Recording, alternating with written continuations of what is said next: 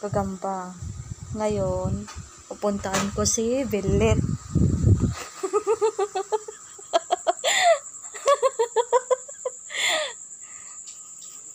Halika dito ah. Bakit? Dala mo ah. Bilis ng tibok ng... Baka yung puso mo. Baka ang bilis ng tiwak ng puso. Halika dito ah. Dala mo, di na makakain ito oh. Kawawa naman. Nasupukit na.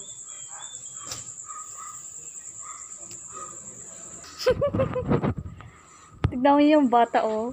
Nung pa sa labas, naglaro.